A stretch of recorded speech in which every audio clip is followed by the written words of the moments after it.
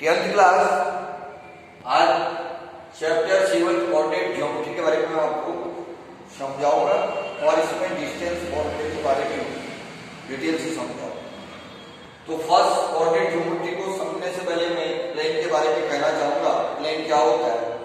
Plane का मतलब just like a board, जैसे बोर्ड है ये प्लेन का ही एग्जांपल है। ओके, लेकिन बोर्ड की जो लेंथ है और ये ब्रेथ है ये दोनों फिक्स होती है, लेकिन प्लेन की लेंथ और ब्रेथ फिक्स नहीं होती। ओके, अब इस प्लेन में मैंने एक हॉरिजॉन्टल लाइन ड्रॉ कर दी, एक्स और एक्स डैश। हॉरिजॉन्टल लाइन का मतलब होता है जो लाइन अर्थ सरफेस के पैरेलल होती है उसको हॉरिजॉन्टल लाइन, और इसको मैंने एक्स एक्स डैश से डिनोट किया है। तो इस हॉरिजॉन्टल लाइन को एक्स एक्सिस कहा जाता है। ठीक है, ओके। इसके बाद इसके वर्टिकल, इसके परपेंडिकुलर एक लाइन हमने ड्रॉ कर दी है जिसको हम वर्टिकल लाइन कहते हैं। इसको मैं वाई डैश से डिनोट करता हूं। इस लाइन को वाई एक्सिस कहा जाता है। ओके, ये दोनों लाइनें एक दूसरे को पॉइंट ओ पे काटती हैं, इंटरसेक्ट करती हैं। इस पॉइंट ओ को ऑरिजिन कहा जाता है। ओके, अब देखिए ये जो एक्स एक्सिस है और जो ये वाई एक्सिस है और ये ऑरिजिन है, ये जिस सिस्टम के अंदर आते हैं उस सिस्टम को हम कोऑर्डिनेट सिस्टम कहते हैं। ये system has x axis, y axis and origin is called coordinate system। इस सिस्टम को हम क्या कहते हैं? कोऑर्डिनेट सिस्टम कहते हैं। अब देखिए यहाँ पे ये जो ओरिजिन है ये एक्स एक्सिस को टू पार्ट्स में डिवाइड करता है। फर्स्ट ओ एक्स, तो इसको कहते हैं हम पॉजिटिव एक्स एक्सिस। इसमें हम जितने भी कॉस की रियल नंबर है उनको शो कर सकते हैं। सेकेंड ये वाला पार्ट ओ एक्स डैश, इसको कहते हैं हम नेगेटिव एक्स एक्सिस। ओके, और इस पे जितने भी नेगेटिव नंबर्स होते हैं उनको हम शो कर सकते हैं। और इन सेम वे ये ओ जो है वाई एक्सिस को भी टू पार्ट्स में डिवाइड करता है। फर्स्ट ओ वाई, जिसको हम पॉजिटिव वाई एक्सिस कहते हैं, ये पॉजिटिव रियल नंबर को शो करता है। सेकंड ओ वाई डैश, ये नेगेटिव वाई एक्सिस कहलाता है। ये सारे नेगेटिव नंबर को क्या करता है? शो करता है। ओके, और इसके बाद नेक्स्ट टॉपिक है आपका, इसके बाद नेक्स्ट टॉपिक है कोऑर्डिनेट्स। तो कोऑर्डिनेट्स क्या होते हैं? तो ये हमारे पास एक कोऑर्डिनेट सिस्टम है, ये एक्स एक्सिस, ये वाई एक्सिस, ये ऑरिजिन। ओके, और इसमें हमने एक पॉइंट पी ले लिया, ठीक है, और इस पी से हमने इस वाई एक्स पे एक परपेंडिकुलर ड्रॉ कर दिया। पी पॉइंट से वाई एक्सिस पे हमने एक परपेंडिकुलर ड्रॉ कर दिया जिसकी डिस्टेंस है एक्स। तो इसको हम इस पॉइंट पी का एक्स कोऑर्डिनेट कहते हैं, एक्स कोऑर्डिनेट्स कहते हैं। तो एक्स कोऑर्डिनेट का मतलब हो गया perpendicular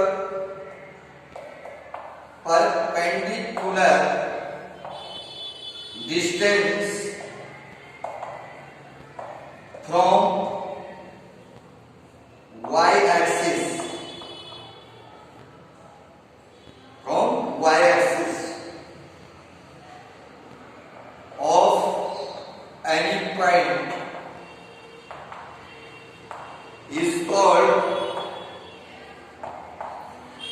y coordinate, sorry, x coordinate, x coordinate.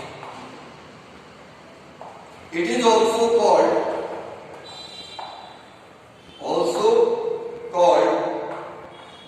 abscissa.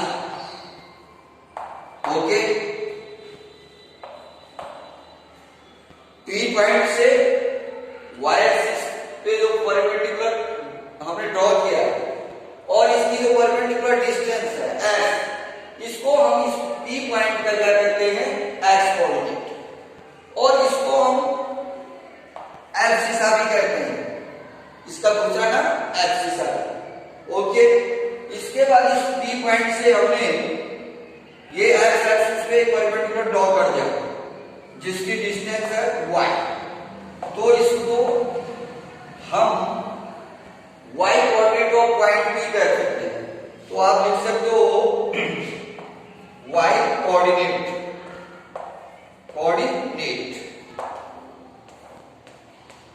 Perpendicular distance,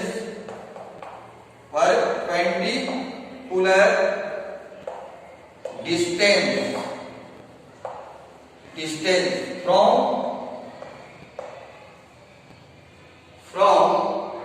x axis of any point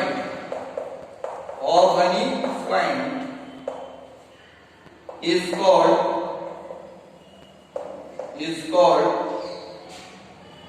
y coordinate. It is also called ordinate. इसका दूसरा नाम क्या है, ऑर्डिनेट। P पॉइंट की जो x एक्सिस से परपेंडिकुलर डिस्टेंस है y, उसको हम क्या कहते हैं, y कोऑर्डिनेट, और इसका दूसरा नाम क्या है, ऑर्डिनेट। और यहाँ पे x y को हम कंबाइंड रूप में कोऑर्डिनेट्स कहते हैं। ओके, इसके बाद अब मैं आपको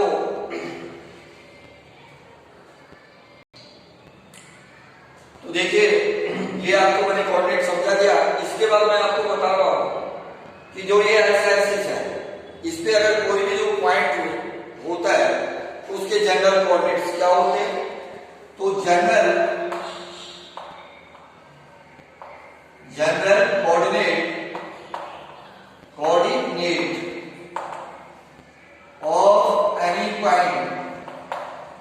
of any point on x axis are x0। x axis पे अगर कोई भी पॉइंट है उसके जनरल कोऑर्डिनेट होते हैं x0। यहाँ पे x एक रियल नंबर है, x की वैल्यू कुछ भी निकल सकती है, लेकिन y कोऑर्डिनेट क्या होता है, इस पूरी लाइन पे 0 होता है x axis. Second, general coordinate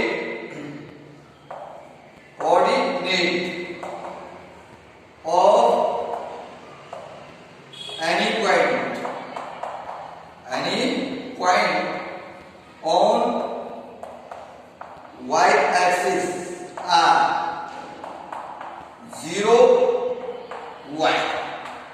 y axis पे अगर कोई भी पॉइंट है उसके जनरल कोऑर्डिनेट 0 y होता है, मतलब इस पूरी लाइन पे x की वैल्यू 0 होती है, लेकिन y जो भी वैल्यू होगी y की होगी, और y क्या होता है, रियल नंबर होता है। इसके बाद में ये ऑर्गन है, ऑर्गन के लिए x और y दोनों 0 होते हैं। तो कोऑर्डिनेट्स ऑफ ओरिजिन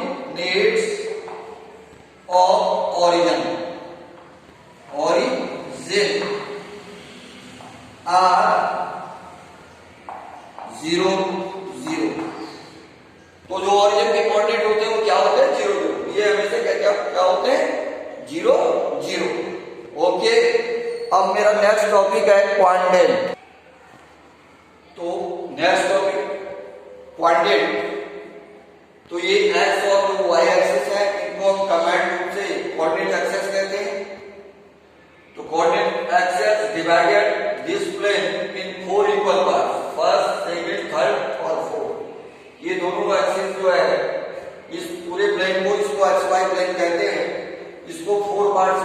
करते हैं।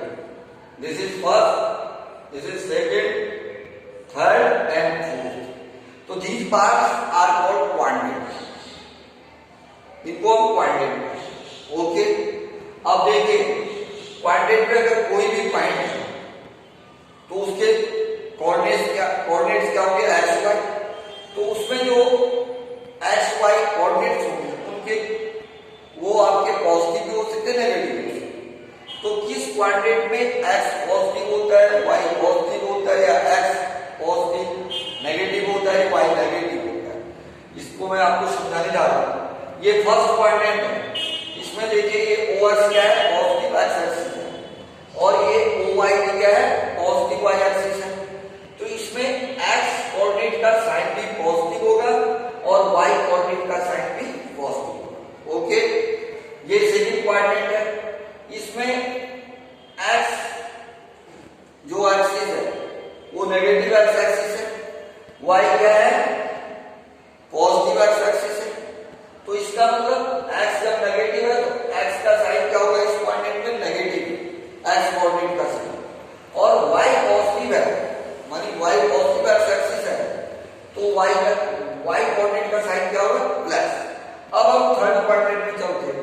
तो थर्ड क्वाड्रेंट कौन कौन से एक्सिस के बीच लाई करता है, देखो ये नेगेटिव एक्स एक्सिस और नेगेटिव वाई एक्सिस के बीच लाई करता है।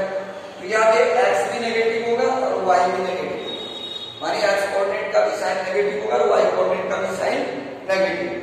अब हम फोर्थ क्वाड्रेंट में चलते हैं। फोर्थ क्वाड्रेंट में क्या है कि ये ओ एक्स पॉजिटिव एक्सिस है और ओ वाई डैश ये क्या है, वाई नेगेटिव एक्स एक्सिस है। तो देखिए इसका मतलब क्या होगा, एक्स ओ एक्स अगर जो है पॉजिटिव है एक्सिस है तो एक्स का साइन क्या होगा, plus, O Y dash negative x axis है, इसका साइन क्या होगा, नेगेटिव। ओके, नेक्स्ट टॉपिक है डिस्टेंस। तो इसके बाद है डिस्टेंस फॉर्मूला। ये हमारा एक्स एक्सिस है और ये वाई एक्सिस। यहाँ पे एक पॉइंट पी है जिसके कोऑर्डिनेट है x1 y1 और ये सेकंड पॉइंट है x2 y2, क्यू पॉइंट है।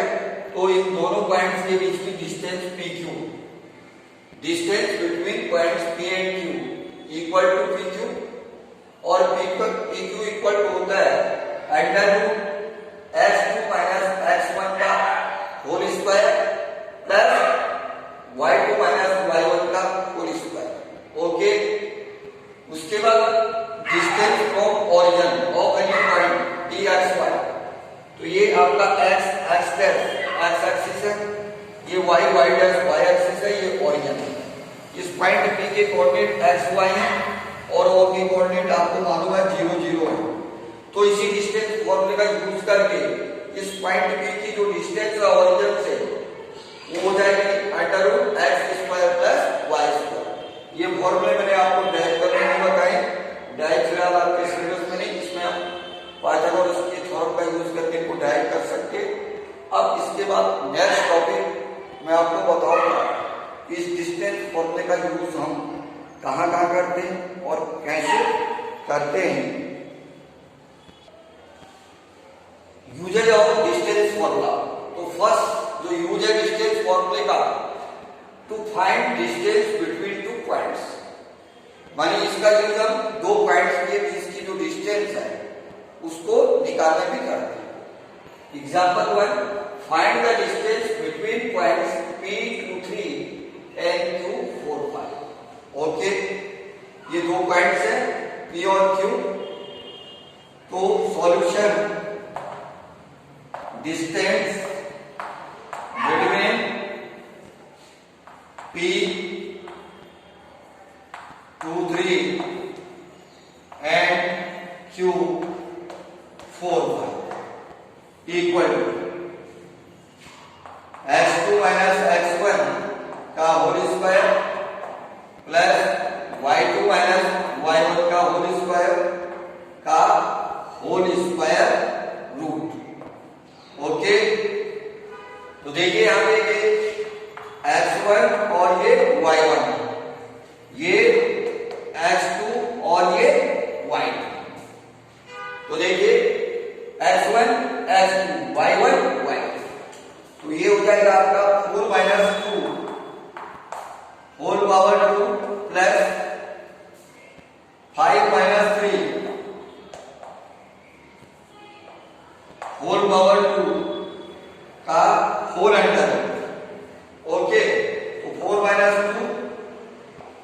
का होल स्क्वायर प्लस 5 माइनस 2 का होल स्क्वायर का होल अंडर रूट।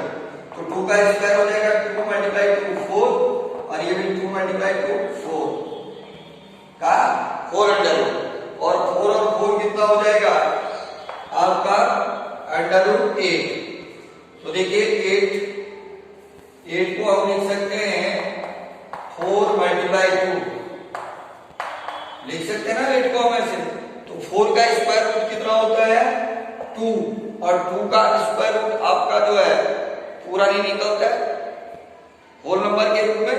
तो इसको हम साइड से अपना रख सकते हैं ये 2√2 यूनिट्स आंसर। ये आपकी जो है डिस्टेंस PQ मिल जाएगी। इसको हम PQ इक्वल टू इतना रख सकते हैं 2√2 यूनिट्स। ओके, सेकंड यूज है डिस्टेंस फॉर्मूले का to find that the given polygon is a triangle. Triangle mean ये ट्रायंगल है या आइसोसेलेस ट्रायंगल है या equilateral triangle, square, rhombus, rectangle and paragraph. इसको फाइंड करने में इसका यूज किया जाता है और इसके लिए हमें कुछ इनकी प्रॉपर्टी याद रखनी पड़ेगी। जैसे फर्स्ट आपका आइसोसेलेस ट्रायंगल है तो इसकी प्रॉपर्टी क्या होती है, इसकी प्रॉपर्टी होती है इसकी टू साइड्स क्या होती है हमेशा इक्वल होती है। It has two equal sides. अगर किसी ट्रायंगल की टू साइड्स हमने डिस्टेंस फॉर्मूले से निकाल दी और वो इक्वल मिली it mean that is isosceles triangle. सबसे पहले हम ट्रायंगल की तीनों साइड निकालेंगे। अगर टू साइड्स इक्वल होगी तो आइसोसेलेस ट्रायंगल, और अगर थ्री साइड्स इक्वल होगी तो इक्विलेटरल ट्रायंगल। तो ये इक्विलेटरल ट्रायंगल के लिए क्या होती है इसकी property, main property, it has three equal sides. Okay, इसका मतलब यदि किसी पॉलीगॉन की थ्री साइड्स इक्वल निकल गई डिस्टेंस फॉर्मूला यूज करके तो it means that is equilateral triangle. Third है आपका स्क्वायर। अब देखिए स्क्वायर की जो मेन प्रॉपर्टी होती है ये देखिए, एक तो इसकी सारी साइड्स इक्वल्स होती है डिस्टेंस फॉर्मूला यूज करने, इसलिए मैं एंगल ले ले रहा हूं। It's all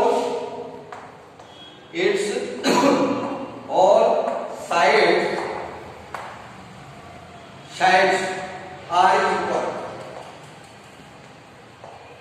Second, its both diagonals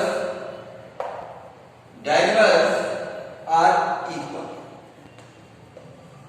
इसके फोर साइड्स इक्वल्स होती हैं स्क्वायर की और इसके दोनों डायगोनल्स इक्वल्स होती है।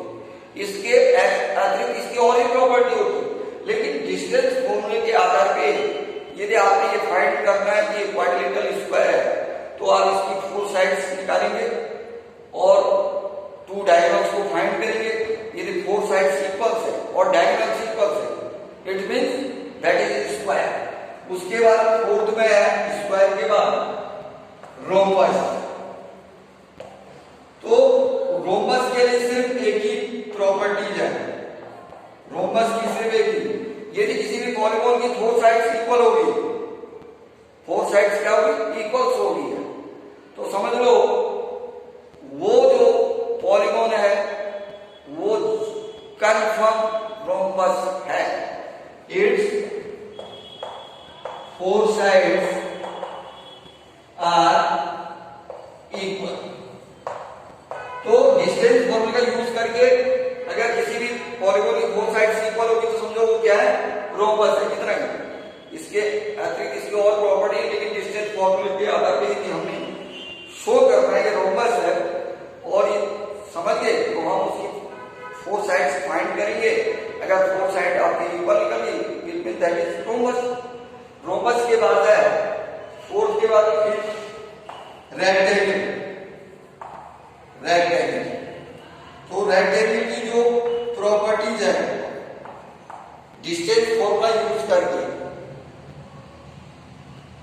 हम ये बता सकते हैं कि ये रेक्टेंगल है, फर्स्ट है its opposite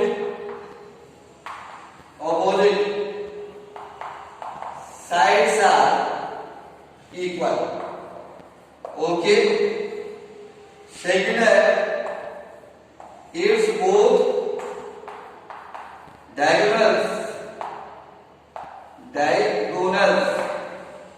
diagonals are equal। इसके दोनों डायगोनल्स क्या होते हैं? इक्वल होते हैं। अगर किसी पॉलीगॉन के ऑपोजिट साइड्स, ऑपोजिट बनी आपने हिसाब नहीं की, जैसे कि एक साइड की है तो ये इसके ऑपोजिट ऊपर होगी। अगर ऑपोजिट साइड्स इक्वल है और डायगोनल्स इक्वल है इट मींस वो पॉलीगॉन जरूर रेक्टेंगल होगा। इसके बाद है रेक्टेंगल के बाद पैरेललोग्राम। तो पैरेललोग्राम में क्या होता है? पैरेललोग्राम की सिर्फ अपोजिट साइड इक्वल होनी चाहिए।